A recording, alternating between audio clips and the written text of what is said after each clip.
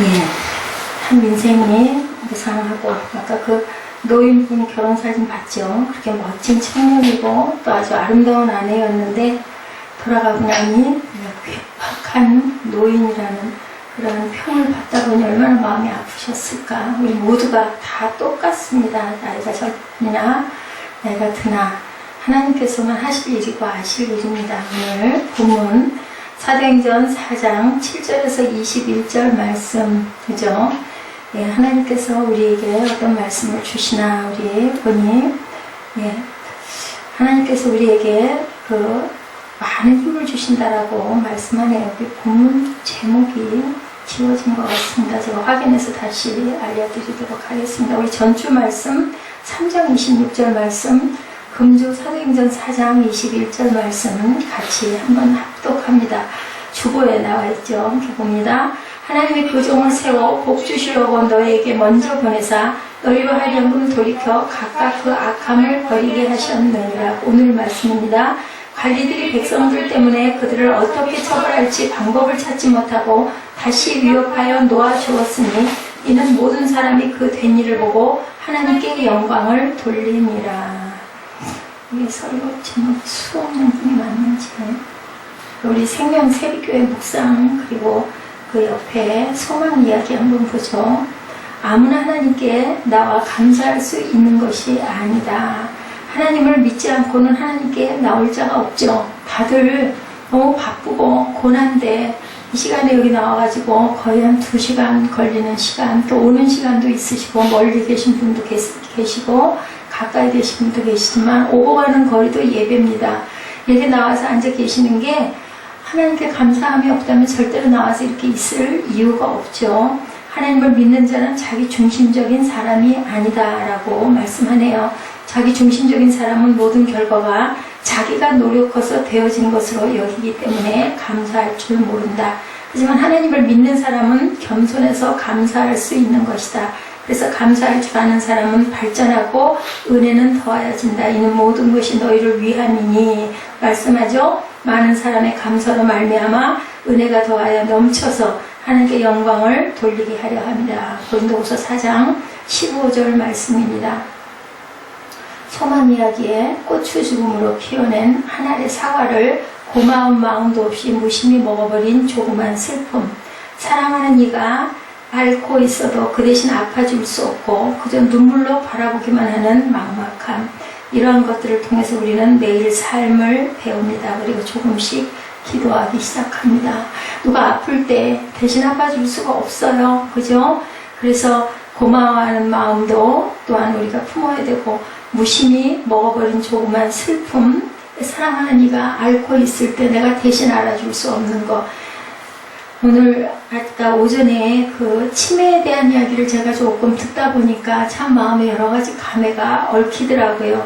사람 안에 내부에 있던 것들이 나이가 들매 자꾸 드러납니다. 치매도 마찬가지입니다. 질병도 마찬가지입니다. 우리 눈에 보이지 않는 것도 사실은 안에 내재되어 있는데 몰라요. 우리가 어떤 병균에 전염이 됐는지 나중에 드러나죠. 그 모든 것들이 하나님께서 너희들 생육하여 번성하여 창조하고 다스리라고 말씀하셨는데 그것을 온전하게 몸도 생활도 물질도 음식도 생각도 잘 다스리지 못했기 때문에 결과가 치매로 오기도 하고 암으로 전이가 되기도 하고 또 내 육신에 공고함이 오기도 하고 저처럼 또 허리 척추가 이렇게 무너져 내리는 일도 생기는 것. 이게 그냥 우연히 있는 일은 아니다. 내 안에 여러분들 감사와 용서와 사랑을 열심히 심고 열매 맺으시기 바랍니다. 그러면 절대로 그런 치매 같은 질병 노인이 되어서 우리가 태어날 때도 잘 태어나야 되지만 돌아갈 때 잘 가야 되는 게 가장 아주 큰 복인 것 같아요. 잠자듯이 웬만하게 정리 다 해놓고 내일 아침에 딱 일어날 것 같은 그런 자세. 그러려면 오늘 우리 하루가 최선을 다해야 되겠죠. 그리고 항상 정리정돈, 마음도 생각도 뜻도 어디에 하나님께 집중하시고 정리하시는 여러분들 언제 부름을 받아 가도 아무 문제가 없을 만큼 세상에 살아있는 분들에게는 왠가 많이 섭섭하고 좀 더 있어주지 어떻게 그렇게 벼랑간에 이런 말이 들릴 만큼 그렇게 그냥 아쉬워할 때 돌아갈 수 있는 것. 그리고 아프지 않고 고통 없이 주변 사람들 힘들지 않게 하고 갈 수 있는 것, 잠자듯이 평온하게 갈 수 있는 것이 가장 큰 축복일 것 같습니다. 오늘 사도행전 4장 7절에서 21절 말씀, 베드로가 성령이 충만하여 이르되 백성의 관리들과 장로들아 병자에게 행한 착한 일에 대하여 이 사람이 어떻게 구원을 받았느냐고 오늘 우리에게 질문한다면 3장 내용이 무슨 내용이었었어요? 예, 그 일어나 걸어라 하는 얘기죠. 내가 은과 금은 내게 없지만 베드로와 요한이 소리치죠. 내게 있는 것을 너의 주님이 모수의 이름으로 예수 그리스도의 이름으로 일어나 걸어라. 그 일이 도대체 어떻게 된 일이냐? 누가 유대인들이 바리새인들이 들고 일어난 거예요. 근데 기가 막힌 이야기는 들고 일어나는 이유가 안진뱅이가 일어나서 걸어서 우리 같으면 기적이다 오면 놀라워 이렇게 얘기할 건데 이 사람들은 각도가 달랐어요. 내 자리를 들고 걸어가라고 했거든요. 내 자리를 들고 걸어가라는 얘기는 뭐예요? 이때가 안식일인데 안식일에 무거운 걸 들면 안 돼요. 몇 걸음 이상 걸으면 안 돼요. 그 사람들이 정해놓은 율례, 율법의 법칙들이 있었어요. 근데 예수님은 그냥 일어나 걸어라 하면 될 건데 내 자리를 들고 일어나 가라고 얘기를 했거든요. 예수님의 이름으로 누가 베드로와 요한이. 그게 바로 뭐였냐면 일을 하게 만든 거예요. 그러니까 안식일날 일했다 해서 이제 이 사람들 안 되겠다. 내가 가만 놔두면 안 되겠다. 우리 자리를 침범하는구나. 이러한 사건이 일어난 일을 지금 성령이 충만하여 백성들의 관리들과 장로들아 하고 얘기합니다. 우리 9절부터 내용을 한번 쭉 보죠. 9절입니다. 만일 병자에게 행한 착한 일에 대하여 이 사람이 어떻게 구원을 받았느냐고 오늘 우리에게 질문한다면 너희와 모든 이스라엘 백성들은 알라. 너희가 십자가에 못 박고 하나님이 죽은 자 가운데 살리신 나사렛 예수 그리스도의 이름으로 이 사람이 건강하게 되어 너희 앞에 섰느니라. 근데 바리새인과 유대인들은 예수님이 하나님의 아들이라는 것, 부활이 있다는 거 안 믿어요. 지금도 믿지 않아요. 하나님 아들이라고 생각하지 않아요. 그게 문제예요. 그러니까 뭐예요? 이 사람들이 생각할 때는 이단이에요. 근데 베드로와 요한은 뻔히 알면서도 내가 했다라고 얘기하지 않죠? 나사렛 예수 그리스도의 이름으로 이 사람이 건강하게 되어 너희 앞에 섰느니라. 예수님이 하신 일이다 라고 이렇게 아주 딱 그저 선포합니다. 11절에 이 예수는 너희 건축자들의 버린 돌로서 진 모퉁이의 머릿돌이 되었느니라. 너희들이 버렸어. 예수를 죽였어. 근데 진 모퉁이의 머릿돌이 되었다라고 얘기합니다. 12절에 다른 이로서는 구원을 받을 수 없나니 천하 사람 중에 구원을 받을 만한 다른 이름을 우리에게 주신 일이 없음이라 하였더라. 예수 그리스도의 이름밖에는 없다. 그들이 베드로와 요한이 담대하게 말함을 보고 그들을 본래 학문 없는 범인으로 알았다가 이상히 여기며 또 전에 예수와 함께 있던 줄로 알고 병 나은 사람이 그들과 함께 서 있는 것을 보고 비난할 말이 없는지라. 아니 이 무식한 물고기 나지 않는 어부가 어떻게 이런 말씀을 담대하게 전하고 아니 이런 사건이 일어나 놀라워 이렇게 생각을 했다는 거죠. 15절에 명하여 공회에서 나가라고 서로 의논하여 이르되 이 사람들을 어떻게 할까? 그들로 말미암아 유명한 표적 나타난 것이 예루살렘에 사는 모든 사람에게 알려졌으니 우리도 부인할 수 없는지라. 사실로 눈에 보였으니 이걸 도대체 어떻게 해결을 할까? 자기 그 기적이 일어나서 안진뱅이가 일어나기 중요한 게 아니라 우리 도대체 이걸 어떻게 했으면 좋아. 우리 설 자리가 없네. 이걸 염려했다는 거죠. 사람의 생각을 한 거죠. 17절에 이것이 민간에 더 퍼지지 못하게 그들을 위협하여 입으로는 이 이름으로 아무에게도 말하지 말게 하자. 예수 그리스도의 이름을 부르지 못하게 하자. 18절 그들을 불러 경고하여 도무지 예수의 이름으로 말하지도 말고 가르치지도 말라.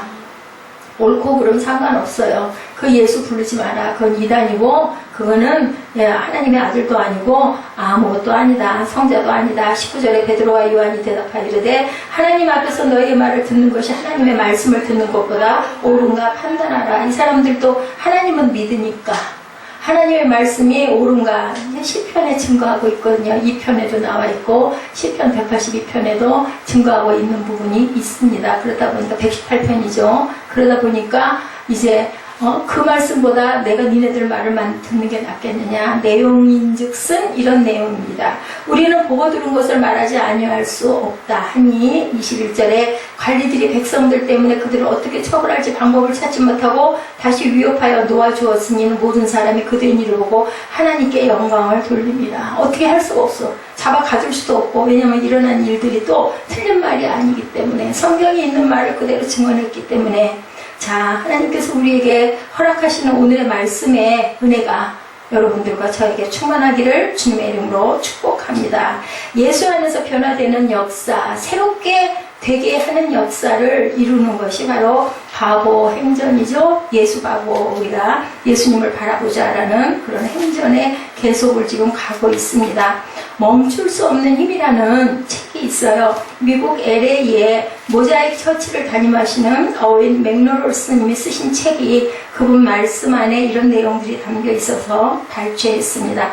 교회 밖에는 예수 그리스도의 교회를 완전히 침몰시킬 수 있는 폭풍이 존재하지 않는다. 어디는요? 교회 밖에는 예수를 침몰시킬 수 있는 폭풍이 존재하지 않는다. 그럼 어디에 있다는 거예요? 교회 안에 예수 그리스도를 침몰할 폭풍이 있다라는 얘기겠죠. 문화가 아무리 급격하게 변한다 할지라도 교회는 그것을 극복하도록 설계되어 있다. 원래 만들어지는 교회는 아무리 급격한 변화가 있고 폭풍이 쳐도 그 모든 것들을 다 잠재울 수 있는 능력을 갖고 있는 게 바로 교회다입니다. 그러나 문화가 변화의 감에 따라 교회가 운동이 아니라 기관이 되어가고 있다. 무브먼트, 움직이는 그러한 공동체가 아니라 이제는 하나의 어떤 기관이 되어가고 있는 게 문제다. 이 두 가지의 차이점은 기관은 문화를 보존하지만 운동은 문화를 창조한다라는 거다. 기관은 그냥 율법을 그대로 고수하지만 운동은 그 문화를 창조해 간다. 창조가 뭐예요? 새롭게 만들어 간다라는 거죠. 하나님도 세상을 창조하셨기 때문에 교회는 절대로 정체되어서는 안 된다. 자라가야 된다. 생명이 있다. 우리가 풀이나 식물이나 나무가 절대로 죽지 않으면 자라가잖아요. 저 뒤에 식물들도 파랗게 지금 있는 게 물을 줘서 그걸 먹고 햇빛도 없는데도 정말 신기하게 잘 자라고 있죠. 예, 사라질 문화를 보존하려고 시도하는 사람들은 문화의 수치스러운 죽음에 동참하게 된다. 사라질 문화를 보존하려고 시도하는 사람들은 문화의 수치스러운 죽음에 동참하게 된다. 당신이 향유하고 있는 모든 것이 성령의 사역에 뿌리를 두고 있는 것인지도 모른다. 우리가 향유하고 있는 모든 것들이. 그러나 하나님의 성령은 바람과 같이 움직여서 그가 한때 불었던 것을 침묵 속에 남겨두고 지금 새롭게 움직이는 움직임을 일으키는 것으로 우리를 부르신다. 하나님은 우리를 매일매일 새롭게 만들어 가시도록 부르신다. 새벽 예배, 우리 중등부 예배 때도 제가 얘기했지만 우리 매일매일 하나님이 일상을 주세요. 하루를. 그리고 일어나면 그냥 오늘도 학교 가야 되고 내일도 학교 가야 되고 금요일 밤이 되면 내일 토요일 날은 무슨 얘기가 그렇게 많아? 설교 30분도 안 되는 시간이야. 집중 좀 해주면 안 될까? 그러려면 엄마하고 둘이 저기 나가서 아니면 저 방에 들어가서 얘기해. 그 예배 시간에 그 잠깐 앉아있는 그 시간에 무슨 그 사람들이 그렇게 많을까? 말씀 듣기 싫으면 듣지 말고 그냥 다른 데 가서 개인적인 얘기들 하세요. 힘들게 설교 준비해가지고 열심히 전하고 있는데 아까부터 보니까 계속 끊임없이 둘이 얘기하고 쳐다보고 이게 뭐야 도대체? 뭐 형식으로 나와서 앉았나? 그러면 안 되죠. 자, 지금 새롭게 움직임을 이루는 것으로 우리를 하나님께서는 부르고 계신다라는 거예요. 창조하시는 하나님이시기 때문에 뒤처지지 않으려면 돛을 올려 성령과 함께 움직여야 한다. 뒤처져 가지 않으려면 예배는 억지로 드려서는 예배가 아니에요. 어떻게 드려야 돼? 신령과 진정으로 드린다는 거 아시잖아요. 제 얘기가 아니라 성경에 있는 얘기잖아요. 그럼 신령과 진정으로 드리는 예배의 자세가 뭔지 여러분들 너무 잘 아시죠? 그러면 실천해야 돼요. 다른 건 모르지만 제가 뭐 대단하지도 않고 존경할 만한 인물이 아니다 할지라도 이 교회 어떤 이유로든 어떤 인연으로든 와서 앉아있으면 예배드리는 동안은 순종하셔야 되고 예배드리는 동안은 제가 드리는 말씀이 하나님이 주시는 말씀이 아닐 때는 들으실 필요 없어요. 근데 성경에 입각한 이야기를 전할 때는 들으셔야 됩니다. 단순히 매달려 있는 것으로는 우리는 충분치 않다. 단순히 매달려 있으면 언젠가 떨어져 나가요. 담대히 뭐 해야 될까요? 움직여야 된다. 앞으로 나아가야 된다. 무엇을 바라보고? 십자가를 바라보고 나아가라는 말씀이 오늘 말씀의 주제입니다. 사도행전에 나타난 교회는 멈출 수 없는 힘이다. 정말 미약하죠, 그죠? 우리 교회 정말 미약해요. 그래도 우리는 걸어가고 있어요. 나아가고 있어요. 매일매일 살아가고 하나님을 기억하고 아침이면 뭐 새벽도 못 돼요. 6시 반이 무슨 새벽입니까? 새벽 예배 드립니다. 아무도 없어도 저는 혼자도 드립니다. 동영상 찍습니다. 누구라도 한 사람 봐가지고 은혜를 받으면 감사하니까. 제가 나가가지고 그죠? 전도지 들고 서 있을 수는 없는 상황이니까 합니다. 앞으로 걸어갑니다. 언제 멈춰질지는 모르지만 제가 멈춰져도 제가 생명이 없어져도 누군가가 뒤를 이어갈 것이며 누군가가 끊임없이 살아있는 한은 숨쉬고 하나님을 기억할 것입니다. 하나님을 생각할 것입니다. 안 하는 생명들은 죽는 것이고요. 생각하고 가고 그 안에서 살아가기 원하는 사람들은 살아난다라는 거예요. 생명을 전하는 말씀이 왜 싫습니까, 여러분들? 답답하고 그 잠깐의 그 시간이 괴롭습니까? 그러면 괴로운 자리에 계시지 마세요. 누가 됐든.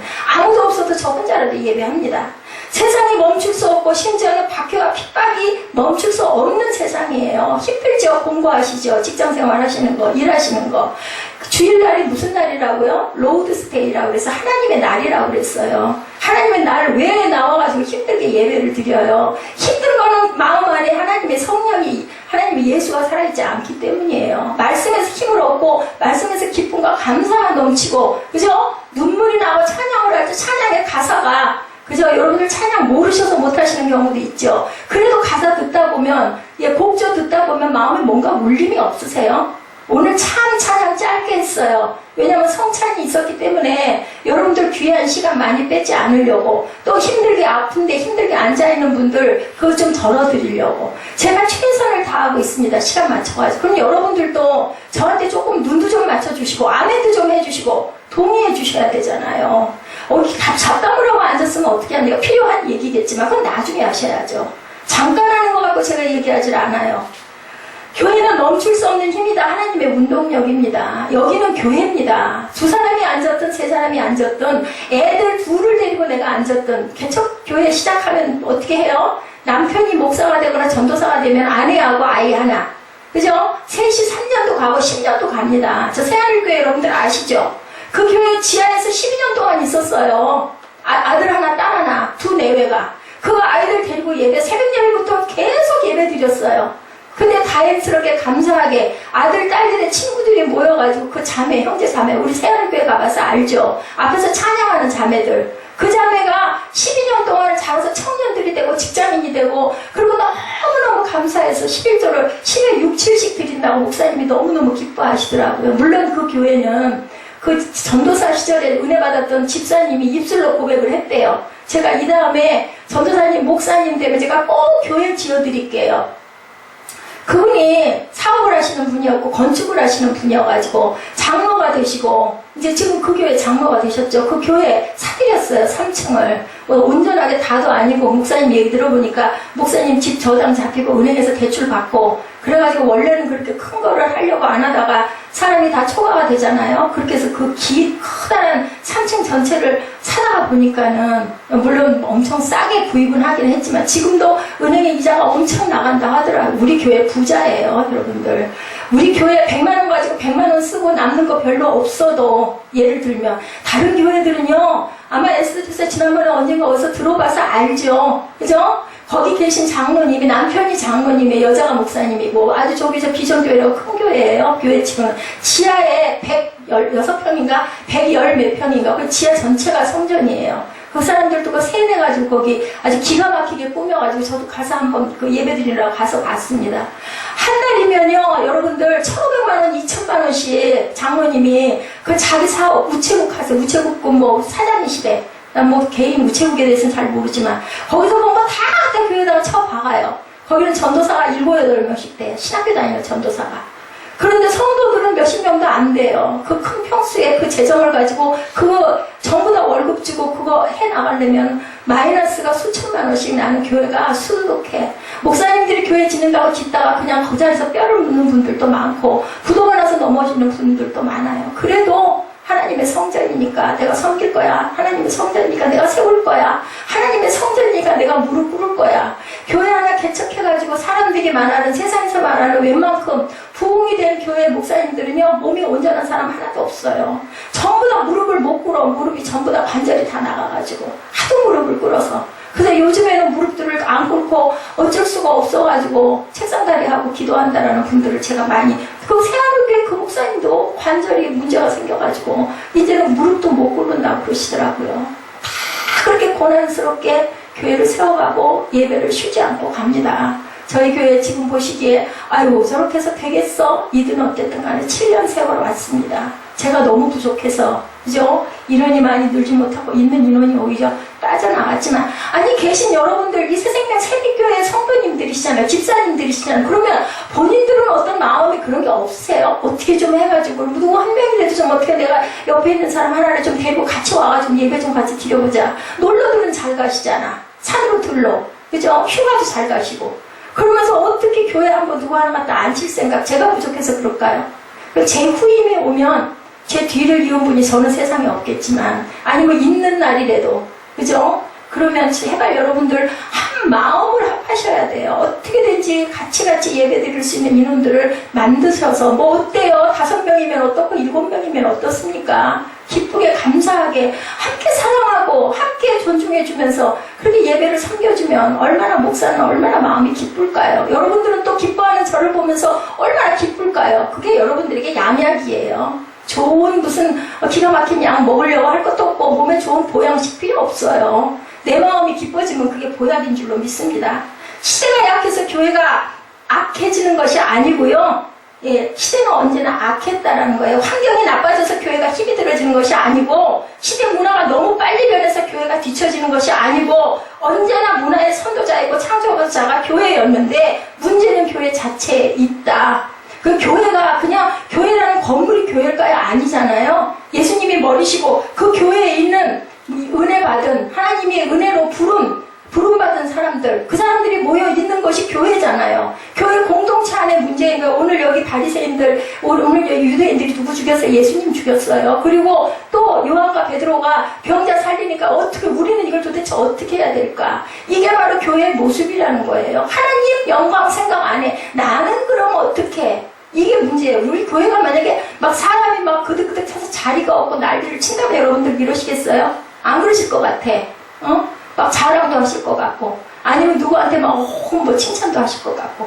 근데 없는 인원에서 이렇게 열심히 예배드리고 가는 모습도 여러분들 한 번쯤 마음 깊이 한번 감동으로 생각을 한번 해보세요. 제가 밥 먹기 위해서 목사 가지고 예배 드리는 거 아닌 건 아실 거예요, 아마도. 이거 제가 미리 계획해가지고, 나 이렇게 해서 목사 되고, 나 이렇게 해서 그걸로 밥 먹고 살 거야. 이랬던 생각 한 거 아니라는 거는 여러분들이 너무 잘 아실 거예요. 그건 아니에요. 하나님이 영으로 제게 말씀하셨고 제가 섰습니다. 근데 도대체 왜 이래? 그러게요. 왜 이럴까? 그것도 하나님 어떤 뜻이 있지 않으실까요? 우리는 모르겠지만 눈에 보여지는 게 믿음이 아니라고, 바라보면 실상이 아니라고 말씀하죠. 히브리서의 말씀에서. 우리가 지금 누리고 있는 문화가 성령님의 역사로 형성된 것인지는 모르지만 성령님은 항상 움직인다는 거. 근데 여러분들도 움직이셔야 돼요.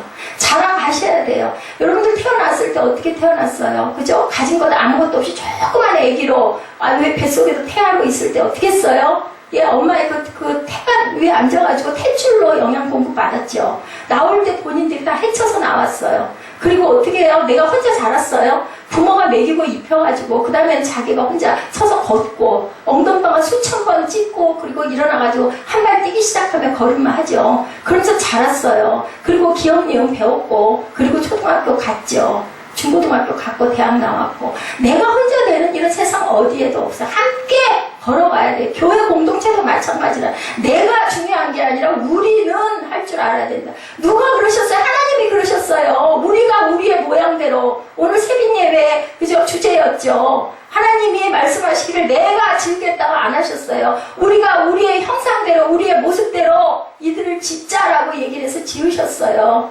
하나님도 삼위 하나님이세요. 성삼위 하나, 한 분 하나님이 아니세요. 그죠? 이런 것처럼 교회가 혼자서는 이끌고 갈 수도, 일어날 수도 없어요. 다 내 가족이라고 생각하고 어떻게든 안에 있는 허물은 감추고 밖으로 드러낼 때 하나님 영광 드러내고, 우리 부족하니까 모였죠. 부족하니까 예배드리죠. 부족하니까 기도하죠. 죄 지었으니까 회개하죠. 아픈 자가 병원에 가잖아요.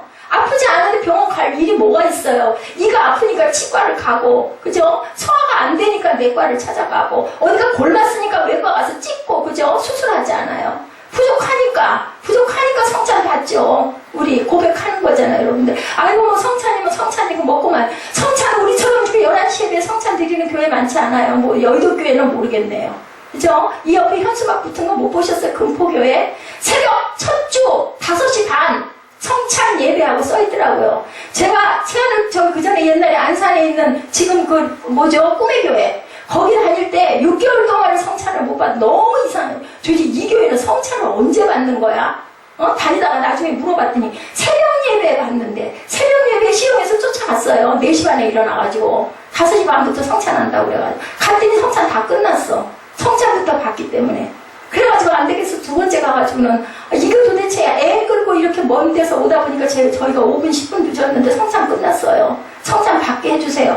그래서 저는 부부가 애기 안고서 성찬 따로 받아서 갖다 주시더라고요. 그때부터 새벽 예배로 성찬 때마다 새벽까지 쫓아가서, 안 그러면 성찬 못 받으니까. 그럼 안 받아도 그만이죠. 뭐 성찬 안 받는다고 성도 아닌가요? 근데 마음의 사모함 때문에. 이게 바로 예배고요. 이게 바로 은혜고요. 이게 바로 하나님 사랑이라고 저는 생각합니다. 뭐 성찬 안 받는다고 뭐 성도 아닌가요? 뭐 친례 한번 받았으면 됐지. 그죠? 근데 여러분들 다른 건 모르고요. 하나님의 나라는 침노하는 자일 것이라고 그랬어요. 침노하는 자일 것. 하나님의 나라는 내가 차지하고 들어가는 거. 만약에 여러분들 한번 생각해 보셨어요? 천국이 보여. 저기를 들어가야 된대. 저기 들어가면 영원히 산대. 그럼 여러분들은 어떻게 하시겠어요? 세상의 것에 연연하시겠어요? 거기 들어가려고 아마 저 같은 사람은 발끝도 못 들여댈 거야. 힘이 없기 때문에. 가진 것도 없기 때문에. 근데 하나님이 비밀로 놓으셨네. 그죠? 그리고 천국이라는 게 있대. 믿거나 말거나. 믿는 사람들은 가는 거고, 안 믿는 사람들은 자기 마음대로. 왜 하나님께서 선택의 의지를 주신 거 여러분들 아시죠? 그죠? 천국도 지옥도 내 안에 있다라는 그것은 너희가 선택하고 네가 기쁘게 살고 감사하고 이웃과 나누고 섬기고 교회에서 내 몸과 같이 예수님의 몸이다 생각하고 교회를 사랑하고 닦고 여러분들 한번 사랑 가지고 여기 바닥 한번 청소해 보셨어요? 얼른 해치우고 가야지 이거 아니셨어요 혹시? 저는 안 그러네요. 저는 어렸을 때부터 안 그랬어요. 그래서 쓸모없는 사람을 이 자리에 세우셨는지는 모르겠어요. 몰랐죠, 저는. 저는 성전 가면 막 못 떨어져 있으면 혼자 가서 주고 닦고 다니다가 말도 많이 들어서 사무엘 아빠한테.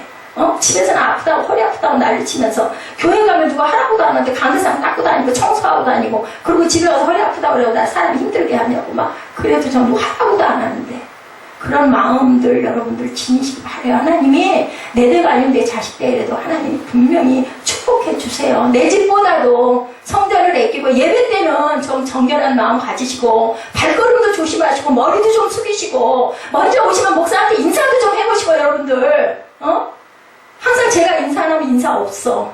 인사 받고자 해서 아니라 그건 제가 대단해서가 아니라 여기는 하나님의 성전이에요. 아유 목사님 아니 뭐 그냥 웃는 얼굴로 해도 눈 한 번 맞춰보셨어요 여러분들?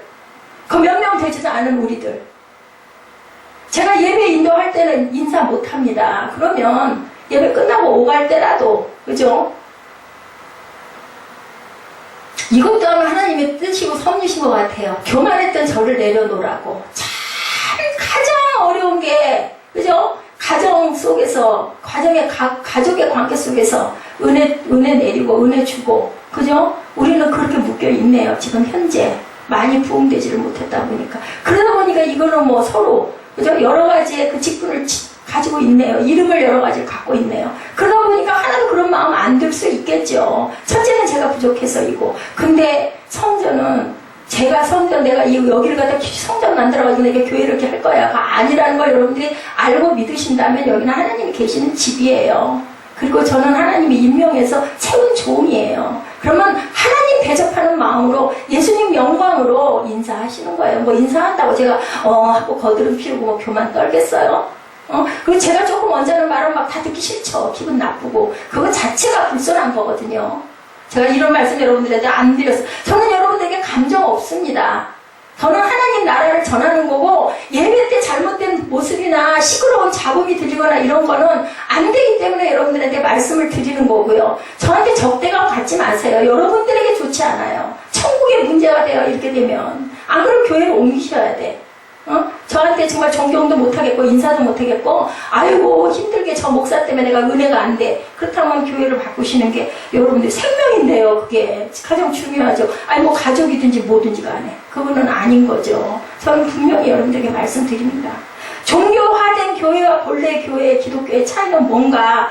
예수님의 제자들이 종교를 창시하지 않았어요. 여러분들 아시죠? 종교는 그냥 일어난 거예요. 예우 환경이 아니라 교회가 운동력이 커지면서 종교 기관화가 종교 문화화되는 그런 것들이 없어지고, 이 12제자들이 은혜 끼친 자리에서 한 곳이 무너지면 또 한 곳에서 예수가 일어나고, 한 곳이 무너지면 한 곳이 무너지고, 그래서 지금 이렇게 많은 나라들이 예수를 믿는 나라가 되고, 예수님이 교회를 세우시고 놔두고 너희들 이렇게 해서 하고 가라 그러고 얘기하지 않으셨어요. 다만 보내주신 게 성령만 보내주셨어요.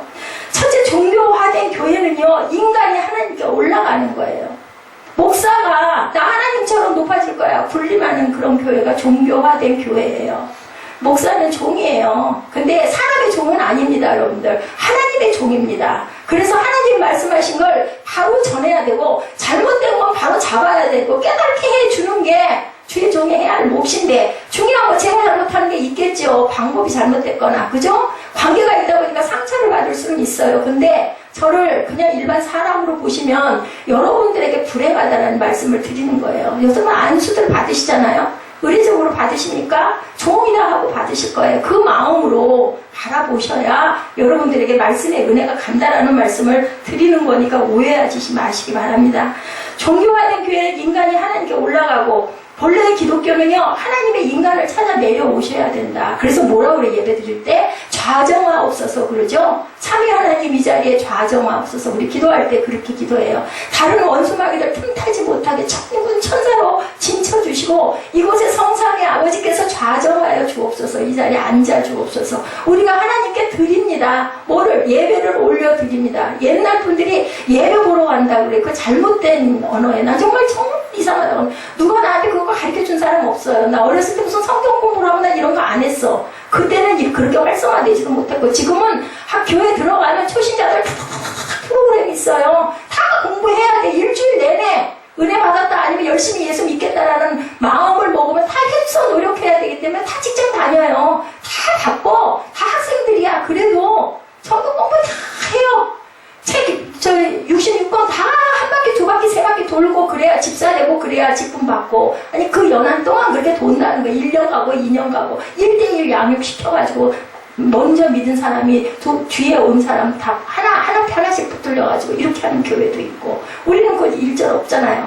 제가 그래서 새벽 예배에 말씀을 전하느라고 어려워도 구약을 저도 잘 모르는 부분도 많죠. 거기 같이 공부, 같이 은혜 받는 거예요. 하나님이 인간을 찾아 내려오시는 거고, 성육신 하시고 우리에게 찾아오신다는 거. 둘째, 종교화된 교회는요, 인간의 노력을 통해서 하나님의 은혜를 얻으려 한다. 종교화된 율법주의로 가는 그런 교회는.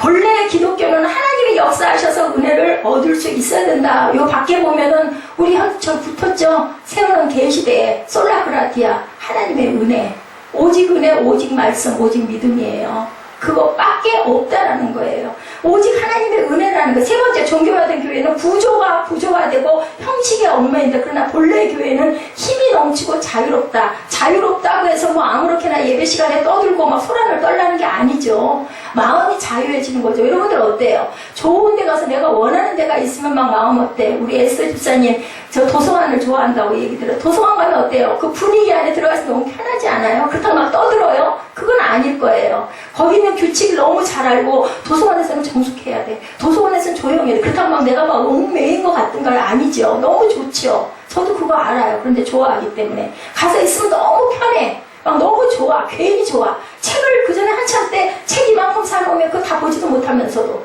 막 좋아하는 책, 요번에 베스트셀러 뭐 신간 뭐 그렇다고 뭐 막 인기 있는 걸 원하는 게 아니라 내 색깔 근데 책 몇 권 찾아가지고 나 주머니에 돈 이거밖에 없어. 6만원, 7만원 있을 때 그거 다 털어가지고 책 사면 막 너무 부자 같아. 막 배불러. 그게 자유한 거죠. 나 돈 없어도 나 이걸로 뭐 옷 안 사고 먹을 거 안 먹어도 나 주머니 아무것도 없고 토큰 하나밖에 없어도 나 이 책 이렇게 사서 나 이거 가지니까 너무 기쁘고 너무 좋아.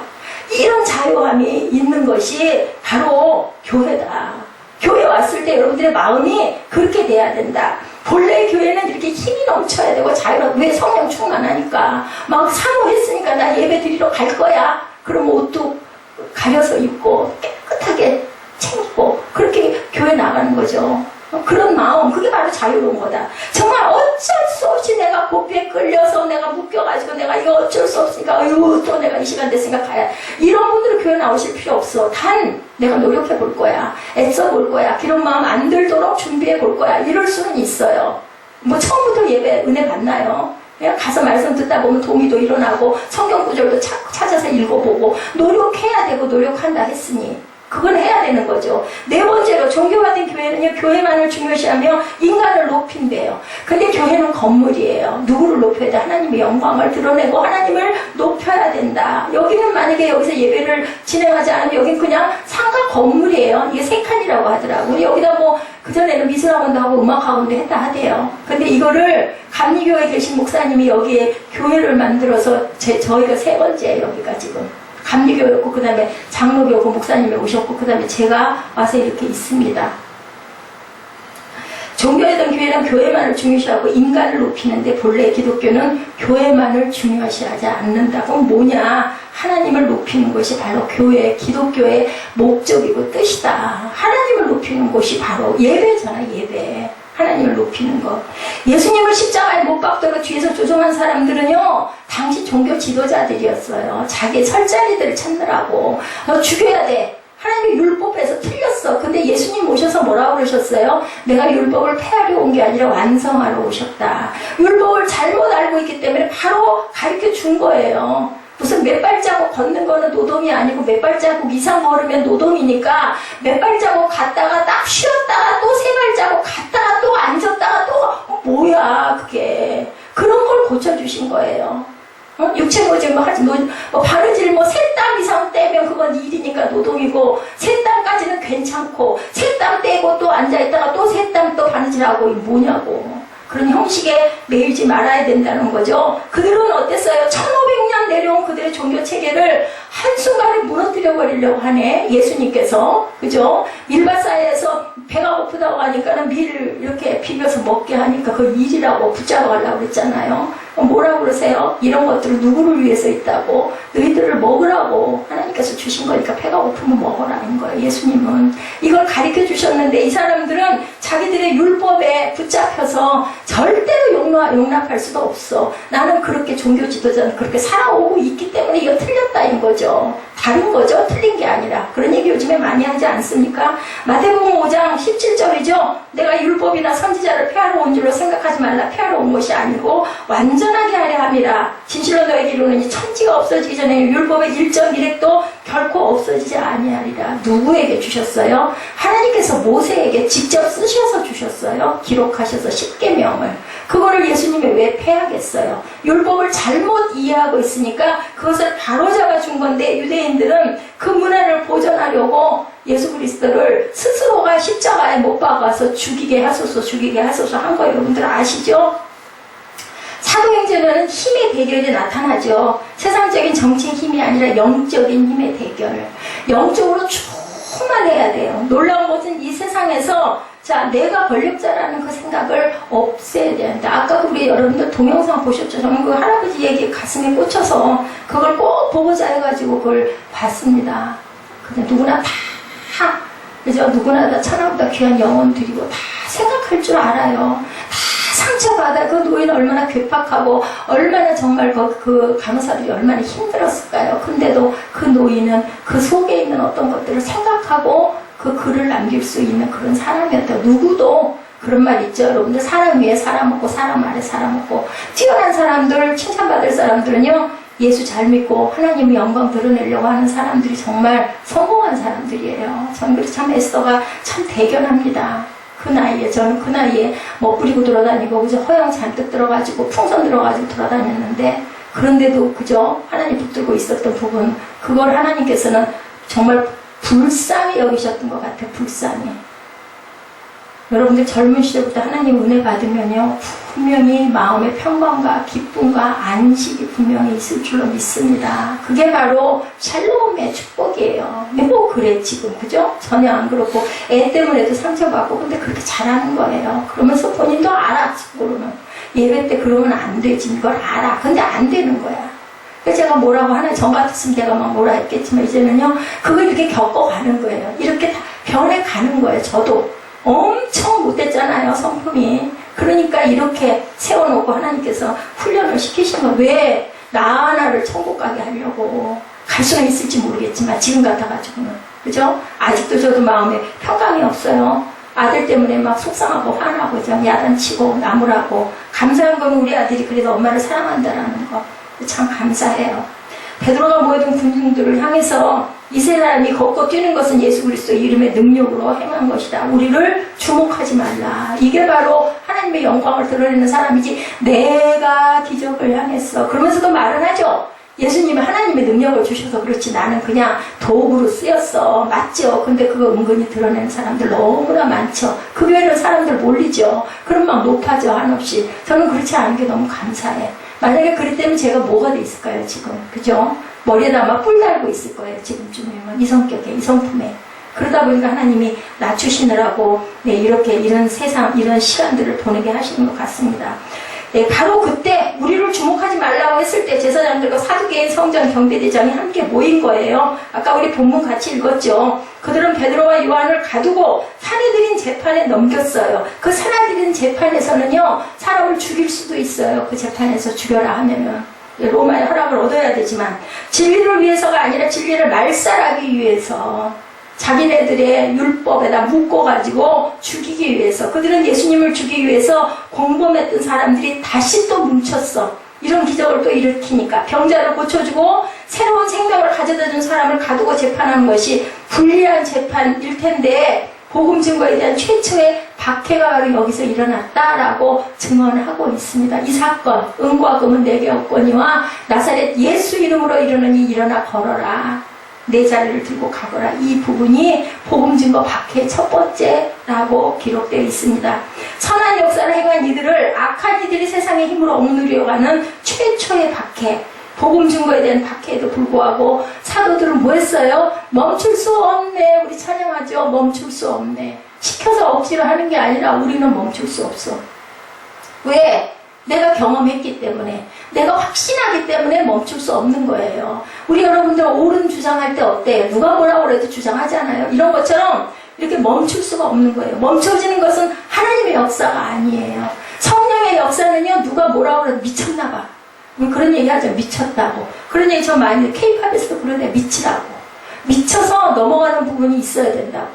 완전히 제정신이 아니어야 된다고. 미친 거잖아요. 그런 마음들이 사도들 마음에 있다는 거죠. 누가 뭐라고 그래도. 그 말하면 너 죽여. 그래도 뭐 어떻게 그랬어요? 다니엘이 어땠어요? 새 친구와 함께 불 속에 뛰어들고, 그죠? 이리의 그 소굴에 들어가서도 사자밥이 돼도 나는 아니야. 나는 기도할 거야. 왜? 하나님이 계신 걸 확실하게 알기 때문에.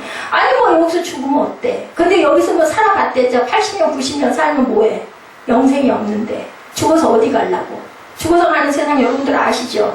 아시아에서 복음의 역사가 쇠퇴할 때 남반구에서 복음의 역사가 일어나고, 유럽에서 복음이 쇠퇴할 때 북미 대륙에서 교회가 일어나고, 북미 대륙에서 교회가 쇠퇴할 때 아시아에서 교회가 일어났어요. 그래서 교회들은 이렇게 성장을 한 거예요. 지금 이 많은 하나님의 성도들이 왜 이렇게 많은 사람들이 일어났나? 운동이 있었기 때문이다. 성령의 역사에 운동이 있었기 때문이다. 거짓은 진실을 절대로 걷어들일 수가 없다. 그렇기 때문에 우리는 오래 참아야 된다는 거예요. 저도 참 못 참습니다. 잘 참았더라면 지금부터 좀 나았을 텐데. 왜 사도들은 증거가 멈출 수가 없었을까? 첫째는 거짓은 진실을 가둬둘 수 없기 때문에 사도들의 증거는 그래서 멈출 수 없었다. 당시 종교 지도자들은 기적에 놀라지 않았어요. 아까도 말씀드렸지만 베드로가 설교하는 거 보고 놀랐어요. 오, 저 무식한 자가 무슨 설교를 저렇게 어떻게 할 수가 있어? 뭐 이상해. 뭘 배운 거야? 도대체 어디서 난 거야? 하나님께서는요, 여러분들 성령 받으면은 예, 무식한 사람도 유식하게 하나님께 뭘 주세요? 지혜를 주시죠. 말씀에, 그죠? 말씀에 은혜를 주십니다. 어휴, 웬 기도를 저렇게 잘해? 하나님의 은혜를 주시면 뭐, 그죠? 영어를 전혀 못했던 할머니도 막 영어를 봤어요, 저 직접. 저도 좀 그런 은혜가 있으면 좋을 텐데, 저한테는 그런 은혜를 안 주셨네요. 정말 있어요. 일본어 모르는 사람들이 뭐 어느 날 갑자기 피아노 못 치던 사람이 피아노 막 쳐요. 반주해요. 그거는 저 신학교 다닐 때 그 찬양 그 인도하시는 분이 직접 얘기한 거 자기는 피아노 배운 적 없대요. 근데 기도하는 가운데 하나님의 능력을 주셨다 하더라고요. 당시 제사장들은 자기들만의 율법을 가르치고 백성들을 교육할 수 있었는 베드로가 설교에서 막 3,000명씩 회개하고 울고 따라다니고 하니까 어이구 이러다가는 그냥 나는 이거는 이러다가는 완전히 그냥 망가지겠네. 이게 무서웠던 거야. 내 자리가 위태롭게 됐다라는 거. 그건 아니거든요. 사도행전 4장 2절이죠. 그들은 두 사도가 사람들을 가르치며 예수를 들어 죽은 사람의 부활을 전파하는 것 때문에 신기가 몹시 불편했다라고 증거하고 있습니다. 18절에도 보면 그러고 나서 그들은 베드로와 요한을 다시 불러들여 절대로 예수의 이름으로 말하거나 가르치지 말라고 명령했다라고 증거되고 있습니다. 그들은 마음이 왜 불편했을까? 8주 전에 예수님을 십자가에 못 박아 죽임으로 모든 것이 끝났다고 생각했는데 지금까지 행했던 거짓의 위선이 예수님에 의해서 폭로되었기 때문에 산상수훈 여러분들 잘 아시죠? 먼저 읽고 구약을 읽어보면 똑같은 말씀이세요. 그래서 구약과 신약은 짝이라고 그러잖아요. 그래서 구약을 알아야 돼요. 신약 여러분들 쉬우시죠? 근데 구약은 좀 답답하고 힘들어. 뭐가 그렇게 많아. 무슨 역사가 그렇게 길어. 근데 여러분들 쭉 성경 공부가 그래서 필요한 거예요. 읽다 보면 신약하고 딱딱 맞아 떨어져요. 그래서 신약은 구약의 끝이라고 그러죠. 마지막은 뭐예요? 예수가 오시는 거. 그 증거가 구약에 다 녹아 있어요.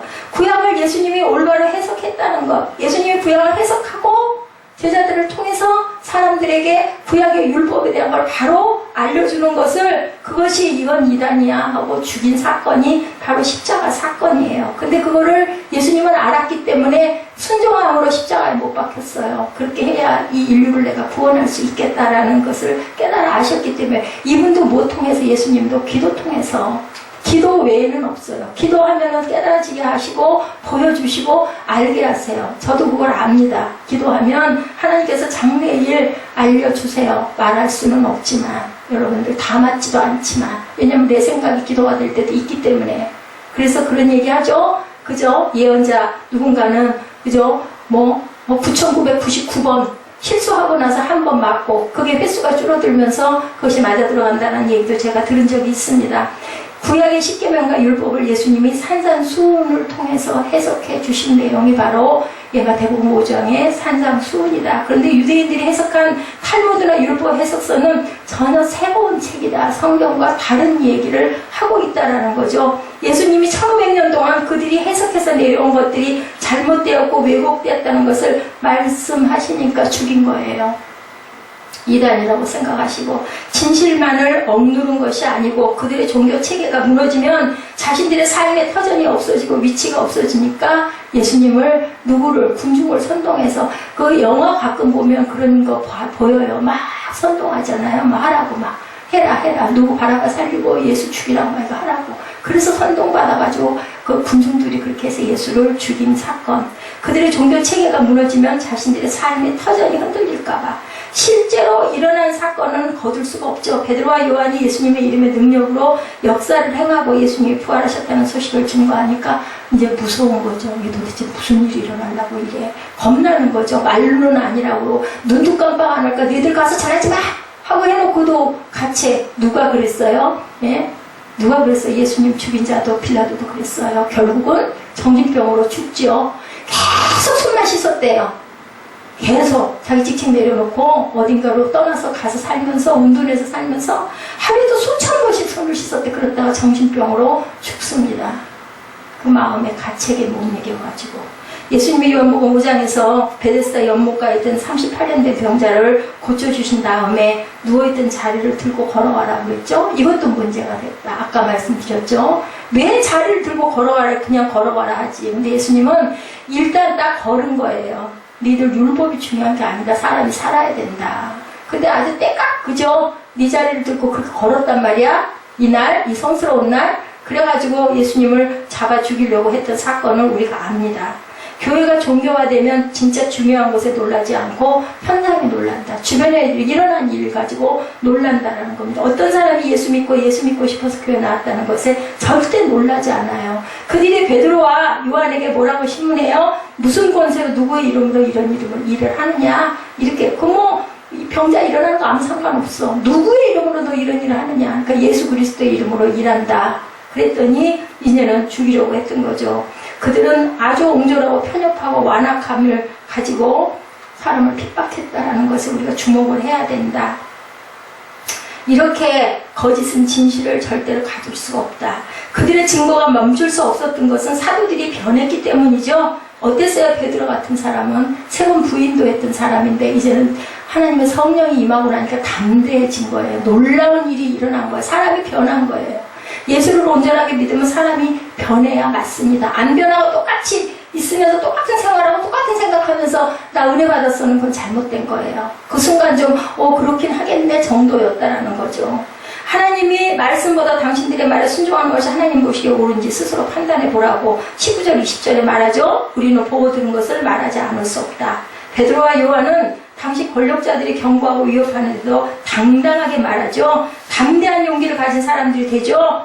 세 번씩이나 예수를 부인했던 그도 성령의 능력으로 충만한 사람이 되었기에 변화된 삶을, 변화된 입술이 되었다. 그리고 담대해졌다.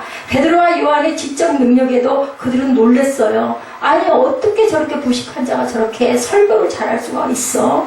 그들의 잘못을 말씀을 근거해서 도전하고 있죠. 하나님의 말씀보다 내가 니들 말을 들으라는 말이냐? 그죠? 시편 2편에도 또한 그런 얘기를 합니다.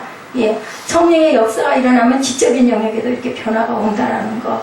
그리고 역사적 사실이어야 하며 개인적인 체험이어야 한다. 사실로 입증되어야 되고 내가 또 체험해야 된다. 성령 체험하신 여러분들은 아시죠? 아 맞아. 성령이 임하면 내 마음에 막 뭔지 모르게 뜨거워지고 마음에 기쁨이 오고 눈물이 나고 확실히 성령이 내게 임했어. 본인들은 알아요. 그렇기 때문에 누군가 그런 간증은 맞아. 그건 그냥 쇼는 아니야. 절대로. 그게 성령 충만 받았다가 그게 없어져서 흐려져서 또 재충만 받아야 되는 부분이 있기는 있지만 그게 아닌 건 아니야라는 건 알아요. 또 역사에 나타나 있어. 병자를 살리고 죽은 자가 일어나고 이런 사실이어야 된다는 거죠. 성령의 역사가 일어나면 이렇게 지적 영역에도 변화가 있고 역사적 사실이어야 되며 개인적인 체험이어야 되고 능력과 용기와 확신이 생겨야 된다. 성령의 능력을 받으면 성령 충만을 받으면 밤잠을 몇 날 며칠을 안 자고 예배를 드리고 기도를 해도 지치지 않고 예배 드리고 나면 또 불끈불끈 힘이 나야 된다. 그게 바로 성령의 능력이다.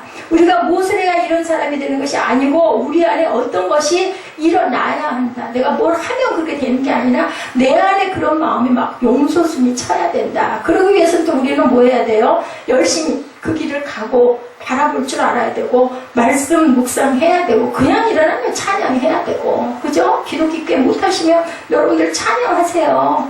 저는 목이 많이 잠겨서 30분 이상 찬양을 하면 목이 너무 아파요. 그러면 저는 가사 그냥 허밍으로 합니다. 하루 종일 듣습니다. 특별할 때 빼고 요즘에는 이게 반주기가 너무 뜨거워서 끄고 가요. 너무 그냥 어쩔 수가 없어. 진짜 지금까지 한 번도 이걸 끊어놓지 않았더니 이제는 막 이걸 꺼놔도 저기 불을 켜놓으면 이게 펄펄 끓어. 그리고 이러다가 또 터지면 어떡해. 당장 어쩔 수도 없고. 그래서 할 수 없이 들어갈 때는 그 스위치를 끄고 가요. 제가 모든 스위치를 다 꺼버리고 어쩔 수가 없어서 그렇게 갑니다. 사도들에게는 복음이 그들이 알고 있는 지식이 아니라 삶의 중심이었다. 여러분들 말씀은 말씀이고 생활은 생활이 아니에요.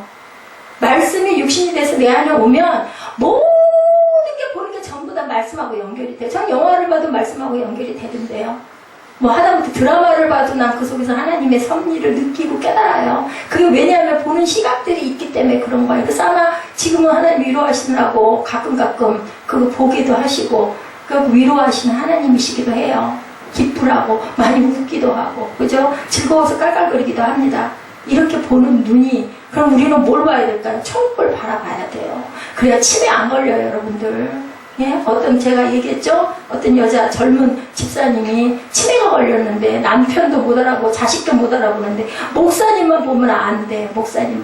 그래서 너무 민망했다라는 얘기를 실제 있는 얘기예요. 들었어요. 목사님한테. 너무 민망했다. 그리고 할렐루야 아멘을 할 줄 안다고 그러더라고요.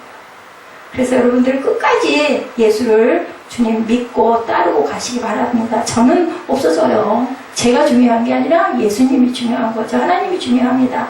예수 바보 행전도 우리가 바보가 되자고 외친다는 것이 아니고 보고 들은 것이 역사적 사실이고 내 체험 속에 증명되고 성령의 능력과 기름 부으심이 합해져야 가능하다. 예수를 바라보는 우리도 사도들에게는 복음이 그들이 알고 있는 지식이 아니라 삶의 중심이었던 것처럼 여러분들도 삶의 중심이 예수가 되시기 바랍니다. 전도와 선교는 말하지 않을 수 없는 증거가 되었다. 그들에게는 안 할 수가 없다. 내가 멈출 수가 없다. 할 수 없어 하는 게 아니라 안 하고는 못 견뎌서 하는 그러한 마음들이 되었다라는 거죠. 여러분들 잘 아시죠? 마틴 로이드 존스님의 글입니다.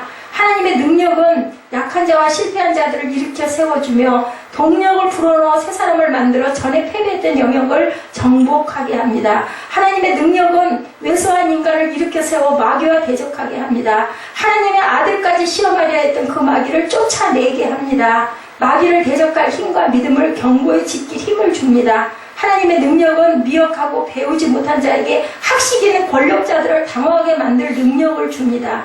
지혜롭고 슬기 있는 자들에게는 숨겨져 있는 지각을 줍니다. 또한 하나님의 능력은 담대함을 줍니다. 자기 목숨 하나 구하려고 놀란 토끼처럼 도망쳐버렸던 겁쟁이 베드로가 권력자 앞에서 도전할 수 있는 사람이 됩니다. 이들에게는 복음이 그냥 지식이 아니고 그들의 삶을 사로잡고 움직이는 확신과 사실과 체험이 되었을 때 우리는 말하지 않고는 견딜 수 없는 사람들이 되었다라고 로이드 존스 목사님의 글 속에 책 속에 나와 있는 부분입니다.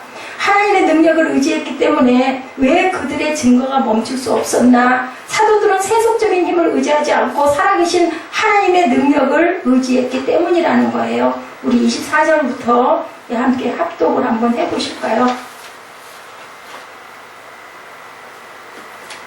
제 말씀이 조금 다를 수 있는데요. 함께 사도행전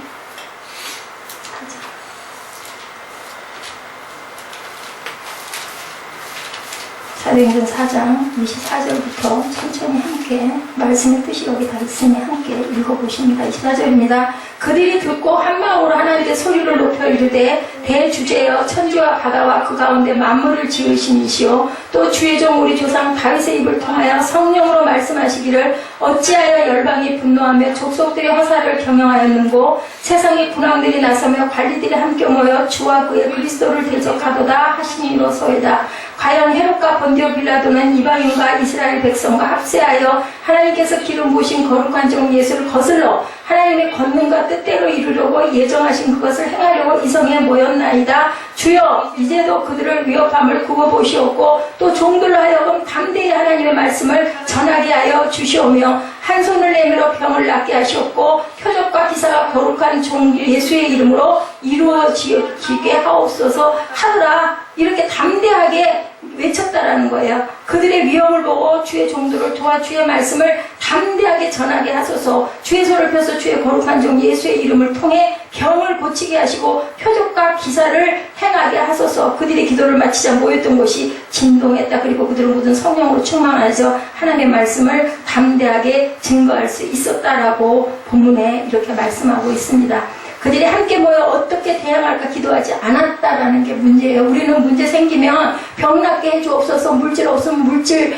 받게 해주옵소서 그렇게 기도하는데 이들은요 우리를 죽을 것 같으니 우리를 살려주옵소서 안 했다라는 거죠. 오히려 더 예수를 증거하기 위해서 기도했고 종교자들은 기도 내용에 놀랐다고 합니다. 한 번도 핍박이 멈추게 해달라는 기도 그들은 하지 않았고 그 방해 세력을 무너뜨려 달라고 절대로 기도하지 않았다. 그들에게 불을 내려달라고 기도하지 않았고 오히려 시편 2편 이루어짐이라고 믿고 기뻐했고 박해가 없게 해달라고 절대로 기도하지 않았다. 오히려 그들은 이런 상황을 세상의 헛된 왕들이 모여 주께서 기름 부으신 하나님의 종을 대적하는구나 하고 생각을 했다. 그리고 시편 2편에 하나님이 비웃으실 것이다 이렇게 증거합니다. 118편 22절의 말씀에 뭐라고 말씀하고 있냐면요. 시편 118편 22절입니다. 건축자가 버린 돌이 집 모퉁이의 머릿돌이 되었나니, 오늘 본문에도 나와 있죠. 이는 야훼께서 행하신 것이요 우리 눈에 기이한 바로다. 이날은 야훼께서 정하신 것이라. 이날에 우리가 즐거워하고 기뻐하리로다. 야훼여 구하옵나니 이제 구원하소서. 야훼여 우리가 구원하옵나니 이제 형통하게 하소서. 이들이 형통하게 해달라는 것은, 그것은 우리 아프지 않게 해주고 저들이 나를 핍박하지 않게 해달라는 게 아니라 하나님의 뜻을 이루는 형통을 얘기합니다. 시편 2편에도 12절에도 그들의 아들에게 입맞추라. 그렇지 아니하면 진노하심으로 너희가 길에서 망하리니 그의 진노가 급하심이라. 야훼께서 피하는 모든 사람은 다 복이 있도다. 야훼께 피해야 너희에게 복이 있도다. 저들은 우리를 압박하지만 하나님의 뜻을 절대로 그 뜻은 이루어질 것이라고 그들은 굳게 믿었다. 그래서 우리는 항상 큐티를 통해서, 말씀을 통해서 멈출 수 없는 성령의 능력을 깨달아 알아야 된다. 교회는 세상의 힘으로 이기는 것이 아니고 십자가의 죽음으로 승리하신 예수님처럼 뭘로 이겨야 된다? 십자가로 이겨야 된다. 그리고 교회는 멈출 수 없는 그 힘으로 앞으로 한 발 한 발 걸어 나가야 된다. 정체되어 있는 것은 교회가 아니라는 거죠. 사회가 변화가, 문화가 바뀐다 해도 멈출 수 없는 힘으로 증거되는 증인의 삶을 살아갈 때 하나님께서 우리에게 참 행복을 주신다라는 것, 복된 삶을 주신다라는 것. 진정한 교회는 하나님의 운동력이고, 교회는 횃불은 절대로 꺼지지 않고 계속 타오른다. 그래서 그 얘기하죠. 성소의 제단에 불이 꺼지지 않게 해 주옵소서. 구약에는 불 꺼트리면 죽었다고 얘기했죠. 뭐 어느 집에서 그저 새애기가 들어갔다가 그 불씨를 죽이면 쫓겨났다라는 얘기를 제가 들은 기억도 있습니다. 비슷한 내용인데, 성전 제단에 불이 꺼지면 더 이상 성전의 의미를 잃어버린다라는 그 얘기와 같습니다. 멈출 수 없는 운동력으로 땅 끝까지 증거되는 하나님의 이름의 표적들이 되시는 거룩한 성도님들 되시기를 주님의 이름으로 축복합니다. 우리 주님 여기 있사오니 찬양하시고 결단하시는 시간 같습니다.